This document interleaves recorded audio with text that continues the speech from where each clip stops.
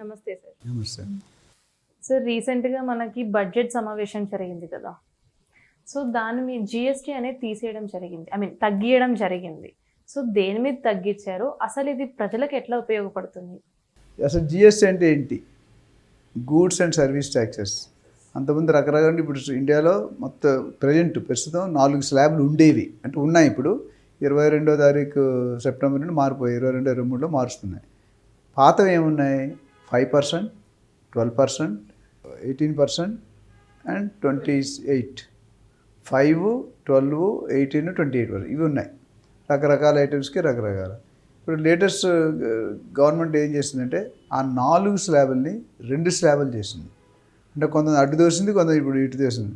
మామూలుగా మనకు పెట్రోల్ పంప్కి వెళ్తాం కదా, 10 రూపీస్ 70 పైసలు ఉంటే 11 రూపీస్ ఇవ్వాలి, 30 పైసలు లేవు కాబట్టి. 10 రూపీస్ 20 పైసలు ఉంటే 10 రూపీస్ ఇవ్వాలి. అట్లా ఇక్కడ ఏం చేశారు?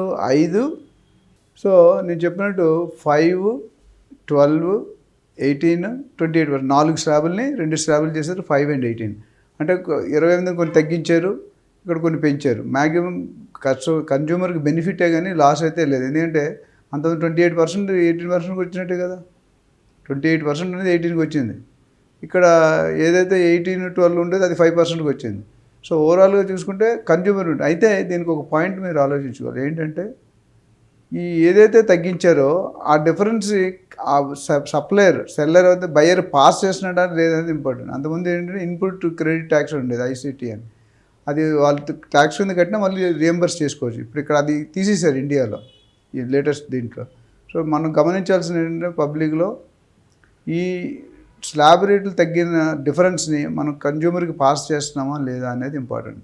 పాస్ చేయకపోతే కస్టమర్కి ఏమి ఉండదు మేలు, ఓన్లీ సెల్లర్కి ఉంటుంది. మన విషయంలో తెలిసి చాలా ఐటమ్స్ తగ్గింది. కొన్నాటిలో 0 అయింది, కొన్నాటిలో 18%కి వచ్చింది హై స్లాబ్. కొన్ని ఏవైతే 12, 18 అవి 5%కి వచ్చింది. సో ఓవరాల్ గవర్నమెంట్ కొన్ని కోట్లలో లాస్ అవ్వచ్చు, but consumer will be happy. ఎందుకంటే ఓటర్స్ ఇంపార్టెంట్ కదా. ఎలక్షన్లో ఓటర్స్ యూత్ స్ట్రాంగ్ ఉన్నారు. వాళ్ళు కనుక ఓట్లు లేకపోతే గవర్నమెంట్ పడిపోతుంది. So they are train to do income ట్యాక్స్లో, పిఎఫ్లో, ఎన్పిఎస్ నేషనల్ పెన్షన్ స్కీమ్లో కానీ చాలా ఉన్నాయి. Silver gold bonds, sovereign bonds అన్నిటి కూడా వీలైనంత వరకు government is trying to give a better. కాదే మన ఎక్స్పెక్టేషన్ ప్రకారం ఎప్పుడు ఉండదు. మనం అనుకునేది ఒకటి అక్కడ జరుగుతుంది ఒకటి. ఓవరాల్ మనం అనుకుంది జరుగుతుంది, వాళ్ళ మధ్యలో ఎక్కడో ల్యాండ్ అవుతారు. ఇప్పుడు ఎక్కడైనా గవర్నమెంట్లో పెట్రోల్ రేట్ పెంచాలనుకోండి, సపోజ్ 5 రూపాయలు పెంచాలి. గవర్నమెంట్ ఏం 10 రూపాయలు పెంచాలని ఫీలర్ అవుతారు, రూమర్ అవుతారు బయటికి. పబ్లిక్ అపోజిట్ అలాగే పెంచో తగ్గించంటే ఎంత తగ్గించంటే 50% తగ్గించాలి. ఇది 5 రూపాయలకి వస్తుంది. అంటే అనుకునేది 5 రూపాయలు, వచ్చింది 5 రూపాయలు. స్ట్రాటజీ అది. అట్లా ఏంటంటే ఈ ట్యాక్స్ తగ్గడం అనేది చాలా అంటే రిలాక్సేషన్ అనమాట. కస్టమర్కి అంతకుముందు ఎంత 5-10% తగ్గింది, ₹1,00,000 10,000 తగ్గింది, 12,000 తగ్గింది. అది బెనిఫిట్ అయింది. సో అది ఏ ఐటమ్స్ అనేది మనం డీటెయిల్గా ఇంకొక వీడియోలో ఏ ఐటమ్ అనేది ఎంత తగ్గింది. ట్రంప్ గారు అయితే గోల్డ్ మీద పెట్టారంటున్నాడు ట్యాక్స్. ఎందుకంటే లేడీస్ తెలుసు గోల్డ్ కన్జంప్షన్ ఎంత ఉందో. అట్లా కొన్ని ఇంపార్టెంట్ వస్తువుల్లో ఇప్పుడు మీరు మెడికల్ వెళ్ళారు, డయాబెటిక్, బీపీ మందులు చాలా చీప్గా ఉంటాయి, మిగతా మందులు చాలా కాస్ట్లీ ఉంటాయి. ఎందుకంటే ఈ డయాబెటిక్, బీపీ అనేది డిసీజ్, బాడీ డిసార్డర్, ఏమంటారు మెటబాలజీ మారిపోతుంది అనమాట.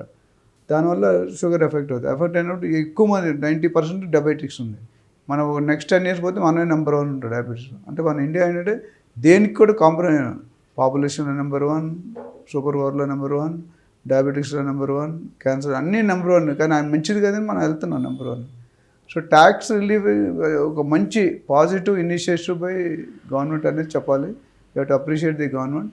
అది ఎంతవరకు అమలు పరుస్తుంది, ఎంతవరకు ఈ they make a rule or law that the sellers or sellers have to pass on the government ఏదైతే బెనిఫిట్ తగ్గించిందో ఆ దాన్ని కన్జ్యూమర్కి పాస్ చేసేటట్టు ఎన్ఫోర్స్ చేయాలి. లేకపోతే అది అనుకునేది జరగదు. ఇప్పుడు గవర్నమెంట్ కొన్ని ఫండ్స్ ఇస్తారు, కొన్ని స్కీములు అంటే స్కాములు అంటారు. ఆ స్కీముల్ని కింద వరకు రానియరు, మధ్యలో కొద్దిగా గ్యాప్ అయిపోతుంటాయి.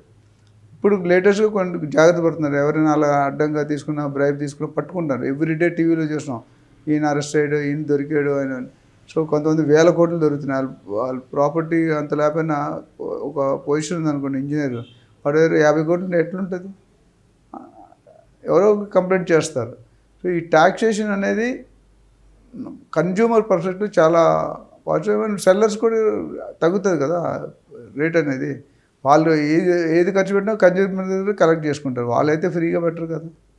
సో ఇది ఓవరాల్ గేమ్ అంటే ఒక స్ట్రాటజీల ప్రకారం మోడీ గారు ఏది చేసినా హార్ట్ అటాక్ రాదు. ట్రంప్ గారు తీసుకునే డెసిషన్ హార్ట్ అటాక్. మోడీ గారు తీసుకుని స్లోగా ఇంక్రిమెంటల్గా చేస్తున్నారు. డెవలప్మెంట్ కానీ డిమానిటైజేషన్ కానీ మనం చూసాం, బ్లాక్ మనీ కానీ అన్నీ గత 10 సంవత్సరాలు చూసాం. కానీ మా ఇండియాలో ఒక మంచి అంటే వరల్డ్లోనే ఒక మంచి పేరున్న ప్రధానిగా పేరు తెచ్చుకున్నారు. 3 times పిఎం నాకు తెలిసి అంతమంది ఎవరు లేరేమో, నాకు తెలిసిన 2 సార్లు అయితే ఉన్నారు, 3 సార్లు ఉన్నారు లేదు.